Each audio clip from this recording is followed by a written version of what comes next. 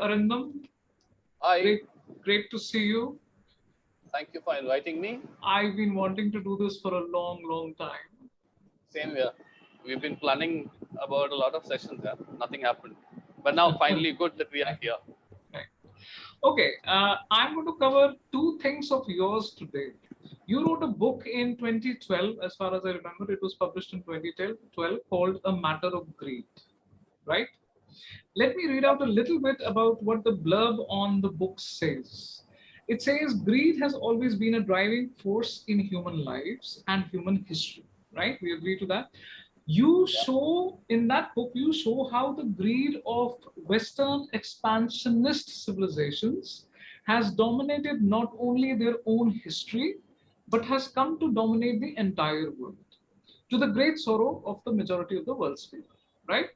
Using a Yeah. broad range of sources and drawing upon the best insights of such thinkers as Noam Chomsky, William Blum, and Pepe Escobar, you have brilliantly analyzed the fundamental force driving the relentless string of tragedies in human affairs. Of course, it's a must read for everybody who's concerned with international peace and social justice. But then I moved to your article, Liquid Jihad, which is, in short, it's called Liquid Jihad. It has a bigger title, which you Yeah. published in 2017, right? Yes. I'll come to Yes. Liquid Jihad later because I do want to analyze it. It's a vast paper. It's a very vast paper. It'll take me at least four segments of this. But one thing which stood out to me when I used to talk to you, you said geopolitics happened because you asked too many questions, about the past too early in your life. Would you like to elaborate on that? I come from a place called Durgapur, and we grew up during the 80s. So naturally, there were no internet during those days. But what was there was English music. So we sort of grew up on a staple of English music where groups like Ventures and Bonniam used to be regular features. Now, one song of Bonniam which particularly struck me was a song titled "By the Rivers of Babylon." Yeah. So my question to my English teacher during those days, well, I could only go to him because that natural tendency of a brown-skinned Indian to consider a white-skinned British as his culturally superior counterpart. So I would go and I would bother him with questions as to why would these people weeping, sitting by the river? Why do they have to remember Zion? Who's Zion? And Colin's patent dialogue was, "Hey man, don't bother me." So that's the earliest recollection of my asking too many questions if I can think of. Then it so happened that there was this when we were growing up there was books that you can read which were essentially the children's literature, and then books that you cannot read which were considered to be adult stuff. And my uncle had presented one book to my sister, and that was a translation of Desmond Bagley's The Running Blind, the Bengali translation. It was called Mori Chikka. And my sister would keep the book somewhere, absolutely secure so that I could manage to reach physically at least. And me being me, guys like us when we were growing up, you tend to gravitate towards the things that you're barred from. So what I would do is I would find time, and when nobody would be there, I would take the book out and I would read it page by page. And so when I think I was in class, I don't remember, 5 or 6 probably, during that time when I read that book. And there were so many things. I found the book very interesting. And Running Blind still remains to be one of my most favorite spy stories, of course, it being the first one. But then there were several questions which were there in Running Blind, like the protagonist of Running Blind, Alan Stewart. He was a guy who was a Scotsman, and he was working for the English government, and he hated England. And there was no explanation why. So this was one question in my mind, that if you're working there, I mean, if you hate England so much, if you hate the Majesty's government so much, why do you work for him? Why do you work for it? Then there was this Russia and Finland affair, where Finland is considered to be a area of influence of Russia, and they hate it. So that was another question, because this was this Running Blind was captured majorly around the Scandinavian area, Iceland, to be precise. So these were questions which nobody could answer. And I read the book thinking that, I would be reading some adult stuff, and which essentially is, how it is to guys who are growing up. But then it landed up to be a story which was a complete different world to me. It opened up a complete different new world to me. And there were questions again there which nobody had an answer to. And I couldn't ask anyone because this book was, out of bounds for me, supposed to be out of bounds for me. So that is another story that I can remember. Then I think I told you before that these libraries that we had in Durgapur were mostly Bengali libraries. And Bengali literature has got a very good deposit as far as youth literature is concerned. But Bengali literature is not good at all when you talk about adult literature. So not much to read there. Early on life, what I started doing was I started reading the translated books. The Robert Bloch's Psycho and Bram Stoker's Dracula and all. And there was, of course, a library period in our school, and we would pick up books that we like, and but they were mostly Enid Blyton and Enid Blyton, actually, Famous Five and Secret Seven and all. So that's how it started. And then there was this interesting thing that happened. We discovered that there's this library called 18-room hostel in Durgapur. Okay, that was a library where you had English books of Maclean and Forsyth and all. But 18-room hostel library needed your father's signature because it was a Durgapur steel plant library, and all guys roaming about there in Durgapur were the next generation of steel plant employees. And I could never get my father to sign on the document which would enable me to get books from that library. So, necessity is the mother of invention. We had a friend called Ajitav Saxena. He was the guy who was the lucky guy who got his dad to sign on that paper, and he was a member of that library. So he would pick up a book and we would read through him. So that's how it started. If I look back, I think curiosity is the thing that sort of drove me and kept driving me. That's how it was. That's what stands out because, in your labels that have been given by publishers and certain, Wikipedia, I think probably might be having soon an article on you. It says that you're a communication expert and that you're a health and lifestyle mentor to youngsters. You believe in adventures, all this geopolitics and history and personal growth. It's like, Alibaba's cave for you. It's like a treasure hunt, right? Elaborate on this a little bit more because we are in the same field, being mentors to youngsters, and I really liked that you came from a corporate world, and you know how it is in the corporate world. They believe in upgrading commodities and products, but you kind of made your goal that you want to upgrade human values, right? So just explain a little bit of this. For me, it's equivalent to the NCC and the NSS and the Girl Guides. I've been doing a little bit of mentorship also, but yours is fascinating because you are eventually doing these workshops on behavioral training, right? And it's basically for industry professionals. You've started combining it with education now. And education, I'm an educationist, so I'm very interested in this. Just elaborate a little bit on that. Okay, see, what has happened is that, I started my career as a trainer with a US multinational company. And training in India is I hate to say this, but it's a copycat of what Western management schools and management institutions and businesses do. So there's a lot of focus, and there's a lot of activity based around what they do and how they think things should move. And in this whole process, what they miss out is that the focus that they were putting on the people, and the fact that probably the requirements of a Western population could be completely different from the requirement of the subcontinental population. So this I realized when I was training with this US company, and then I moved on to another multinational, this with a bigger and a much better base in India. And after that, I was in Gulf for a brief period of time. So all this while, what I was noticing is that these people do have a lot of focus on their corporate goals. But what is preventing them from achieving is the lack of focus on their personal goals. And as I always speak about goal setting is, if there are certain character and personality traits which are responsible for lifetime success. And so you have to understand what are they, and you have to really set your goals based on where you lack and how you can improve that. Till the time you manage to do that, success is going to be an illusion. And no matter how much you achieve in life, there's got to be that creeping feeling somewhere that you are unhappy about whatever you've done, and you're not sure what is wrong. So that's where this thing came in. That was one point of view that I was operating from. I still operate from. Another point of view is that there's been a lot of technological advancements. We hold a cell phone, which is probably the sum total of all entire human knowledge that is there today.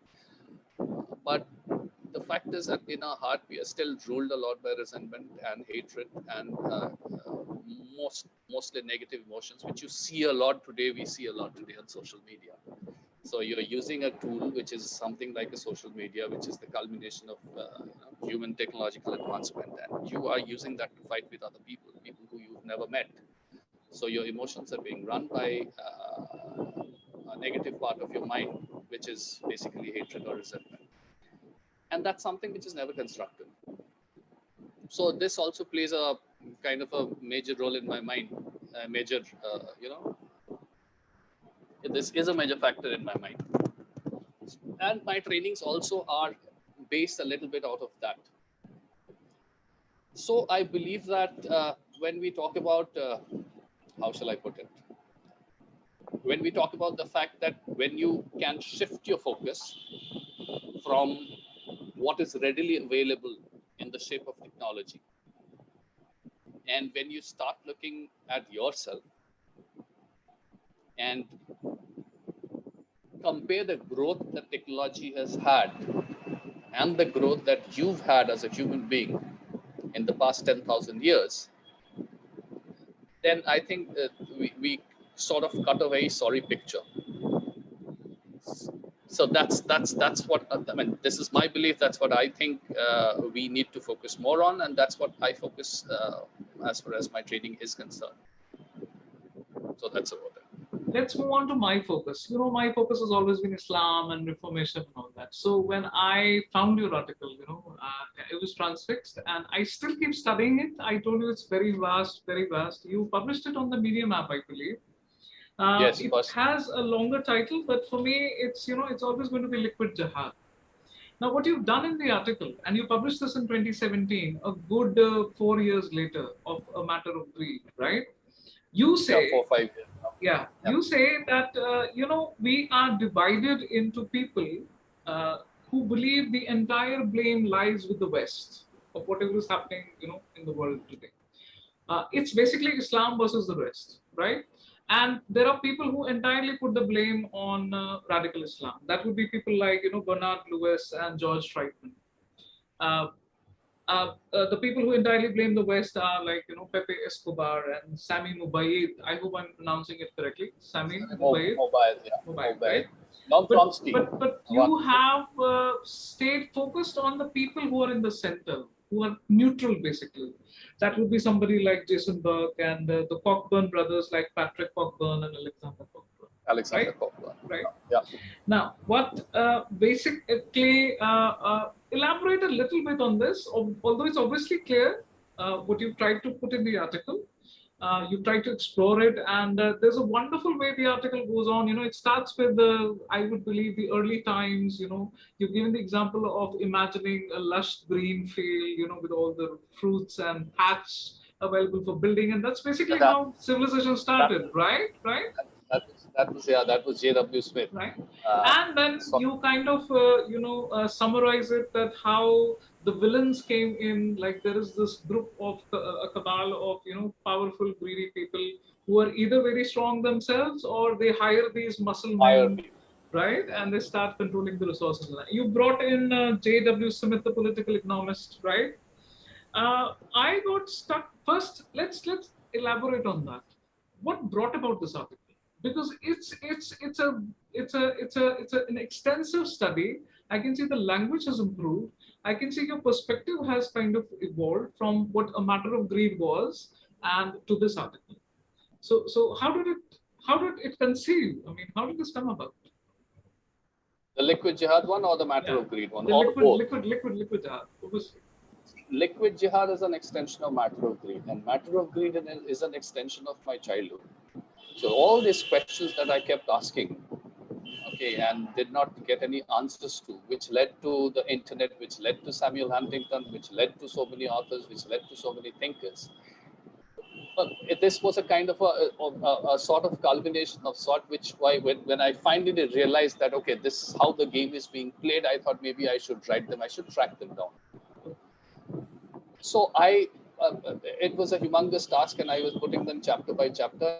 And then, I mean, a book was something which I did not have in mind, to be honest with you. When I talking about matter of greed, then I was picking up posts from J.W. Smith. So I wrote to J.W. Smith asking for his permission of whether I can use his quotes or not. To which J.W. Smith wrote back saying that of course you can use, and if you don't mind, can I take a look at the manuscript? So I sent him a couple of chapters. And he went overboard and he said, this is brilliant. This is something. I still have the mails. In fact, I have mails. I used to correspond with Noam Chomsky at one point in time. I've stopped. You told me. Yeah. So J.W. Smith is a major influence as far as this book is concerned. And this is a gentleman who was running this publishing house called Institute for Economic Democracy. And J.W. Smith said that, if you don't have a problem, I want to publish this book. So matter of greed happened just like that. I never had to go look out for a publisher and nothing like that. I sent a couple of chapters to J.W. Smith. He read those chapters. He was absolutely bowled over. He asked me for the remaining 7 or 8, or I don't remember how many chapters were there. So I sent that entire thing to him. He put me in touch with somebody called Becker Sidney Smith, and Sidney was the guy looking after the publishing part of Institute of Economic Democracy. And that's how the book got released in the US. So that's about matter of greed. Okay, now now when I look at matter of greed and when I look at liquid jihad, matter of greed was, as I said, it was the first part of my life, and it was probably a kind of a hasty decision to summarize whatever little I have learned. And because somebody liked it, a book like that came out. Okay. This was fairly influenced by the likes of Chomsky. Yes, Huntington was there, but then Huntington was sort of overridden by Chomsky at one point in time, as far as my understanding of the entire situation is concerned. And then, of course, because of becoming friends with Pepe, I got to become friends with a lot of other people, and you know how this kind of a feedback loop builds up, and you sort of get influence, and you start influencing people. So that's what happened, and matter of greed happened. Liquid jihad is probably a continuation of my journey from a matter of greed towards the of South America. They were putting in all these articles and all these blogs and all these research papers, which was basically looking for the CIA. And astounding similar things today, or has it changed to a different level now? Oh yes, But first, just explain. You came across Saunders, and then what was your reaction when you realized this had happened?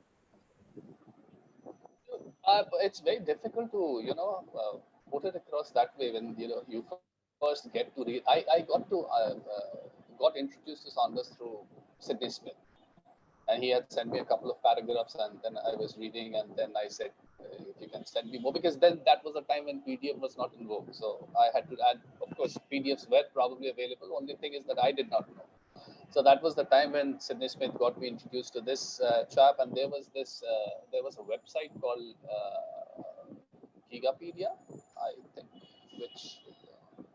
which was a free library of sorts. You could download your PDFs and all. And then I think there was some problem with Gigapedia. Too many people were downloading stuff without permission, so they had to shut down. So there I downloaded a couple of books, and that's how it started actually. So yes, it was, and that was also a time when I had not come across this gentleman, Yuri Bezmenov. So McCarthyism was a kind of a massive shock to me.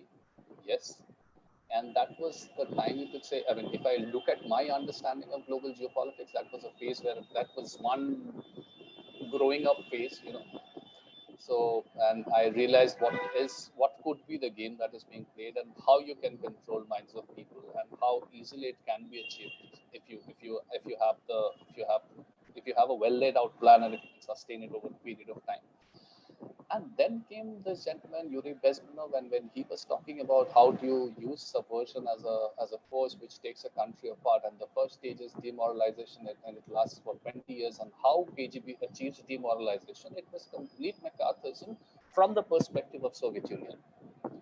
So yes, when I read about McCarthyism, even if there is an iota of doubt in my mind, I have got somebody from the other side of the Iron Curtain who comes out and says the same thing about demoralization of a nation, which goes on for 20 years, and how you target institutions and how you target families and how you target the law and order and how you how you target religion, how you target local cultures, how you demoralize these people.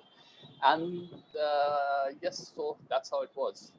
It was a complete new discovery and one that makes sense. As far as you know, as far as we are sitting here today, as far as Kashmir or as far as Indian subcontinental narrative is concerned, yes, there's a massive McCarthyism, or if I consider Yuri Bezmenov demoralization going on, which has been going on for a really long time actually. And in fact, I wrote an essay just about a couple of weeks ago. Yeah. Yeah. Yeah. So which talks just about the same. That it's published in the Heartland Analyst, right? Right. it's published in Heartland. Again, a question: what prompted the setting up of Heartland Analyst? I know this story. I know we needed an alternative media. I know the shrinking of space and everything. But let's hear it from you. The site Heartland Analyst. Heartland was actually, I'll tell you, Heartland was the idea of a friend of mine. The name is something that I thought of, but Heartland is an idea of a friend of mine. Is the one that I addressed, the one that we describe in the website as Tony Stark. So he's a guy who doesn't want his name to come out. For some reasons, he wants to remain anonymous. He is an energy consultant, and he is tied up with some very big shots in the energy industry. So he's the guy, he's my batchmate basically. So he's the guy, we went to the same school together. He told me that, with your interest in geopolitics and with the kind of updates that you keep posting, and Medium wouldn't be the best platform, even though if it has got a massive reach, why don't we build up a website of our own, which we can then, modify and we can then diversify into something bigger with time, and even maybe think of creating a business model out of this. So this was his idea. That is where, and we were sitting in, we have a lake just beside my house where I stay in South Carolina. Share pictures. You share pictures. Yeah, the Rabindra Sarovar Lake. So when this chap used to come back from his consulting tours and all, we would meet up in the evening by the lake and we would sit and chat. So sitting by the lake is where this idea came in, that we probably need a website and where I would be putting up political analysis and I would be getting the likes of you all to put up their perspectives and essays, and he would be providing with energy updates from time to time, or eventually when he puts a stop to all his consulting work and when he comes down and settles back in Calcutta for good, then he would be a more visible contributor as far as his contributions were concerned. So that's where Heartland happened. I like it that you still call it Calcutta. It's always going to be Calcutta for me. It's always going to be Calcutta. It's always going to be Bombay for me. Oh yes. Absolutely. Okay. Again, coming back to liquid jihad, the Americans are pulling out, and it's kind of rattled everybody. Even the Pakistanis, for all their bravado and everything, it is rattling them. Connecting it to your liquid jihad, right? What do you see happening? See, Americans are pulling out is this is why people are rattled, why Pakistan is rattled is something which we in training which we call change. People are scared to change. So there's the status quo which has been there for a really long time, and Pakistan, with all its responsibilities or the lack of it, has been playing from the sides with no direct stakes as far as governing the country is concerned, governing Afghanistan is concerned, apart from needling the bona fide government of Afghanistan with their share of Taliban. Now, if United States leaves, And now, if a major share of the well-being of Afghanistan falls on Pakistan, what they do is a different thing. But looking at the way they have handled their own state of affairs, it should make them nervous as to how they're going to handle Afghanistan, because they have not been. How shall I put it? If I put the army, part of Pakistan out, they have not been very effective as far as managing their country is concerned. So if you haven't managed to run your country properly for the past 70 or 75 years, expecting you to play a major role in running another country is bound to rattle you. So that is one thing where Pakistan is rattled. Why I am rattled is because of the fact of United States trying to pull in Turkey in the ball game, in this whole game. Is I wrote a couple of days before in Heartland that if you bring Turkey in, then there is going to be a chaos in Central Asia, because of the fact that Turkey has got very good relation with the ISIL. Turkey has got great relation with Al Qaeda in Arabian Peninsula. Turkey acts as a go-between AQAP and the Taliban also. Turkey has got access to the Central Asian jihadists, the Uzbeks and the Uzbeks are there, and then the Chechens are there, the Caucasian terrorists and the Central Asian terrorists who are holed up somewhere in Turkey or in North Africa or in parts of Syria, even playing for ISIL. If Turkey comes in, and Turkey would be brought in with the idea of disrupting this Russia-China build-up which is happening in Central Europe, which again, interestingly, takes us back to the great game. Sorry. And we would be talking about it, I presume, sometimes later. We will be, absolutely. So Turkey coming in the whole picture, if Turkey comes in, Turkey would be brought in this picture, keeping this fact in mind that you are a sort of a hub with connection to all the radical and all the terrorist forces which are there. And now with Saudi Arabia looking at the other way and trying to rebuild and reform and so on and so forth, Turkey is one of the guys which can be used by NATO as far as their plans to disrupt the crystallization of Central Asian landmass is concerned. And Turkey can very well do that. And somewhere, I think George Friedman in his book Next 100 Years wrote something very interesting. I don't have the direct access to it, but if I remember, I can summarize it. He says that, you guys need to understand that US doesn't need to win war anymore. We just need to disrupt. True. So you are a world island which is sitting spot in the middle of Atlantic and Pacific, and you've got nothing to worry about as long as you can keep your economy intact, which these buggers are not being able to. So that's a different story. But what you can do is you can prevent other countries from growing into regional powers if you can manage to needle them, if you can manage to disrupt them, which is what they have been doing in Caucasia as far as Russia is concerned, which is what they've been doing in East Europe as far as Russia is concerned, which is what they've been trying to do with China, which is what they would be doing. And Afghanistan is, again, a very convenient location as far as access to Central Asia is concerned.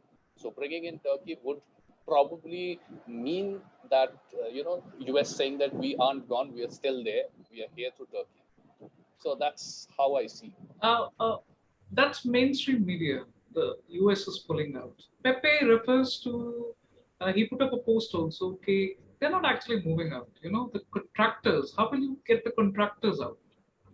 So what is there as an optical illusion? They're pulling out. They're not actually pulling out.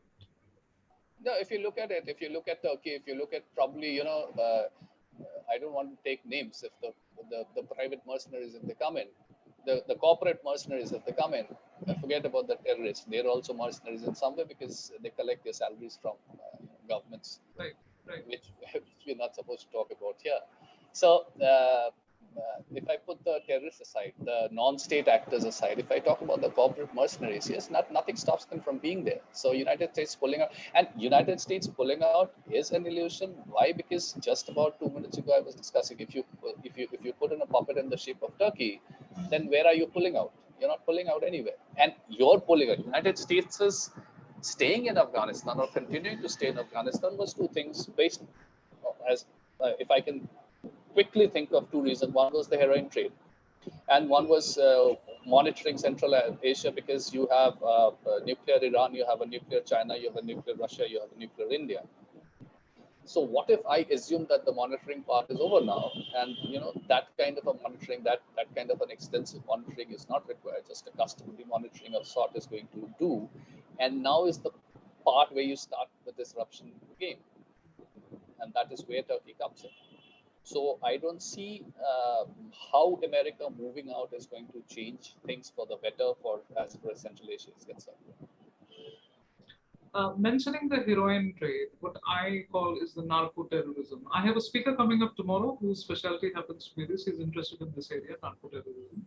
And I tell you to watch that too. So thank you, Arindam, for coming up on this segment. I hope that we see you again and continue writing books. Thank you so much for calling me. Absolutely. I've been wanting to do this for a long time. I think we've been in touch for 6 years, 6 years probably, right? Yes. I have 3,000 songs to show for it.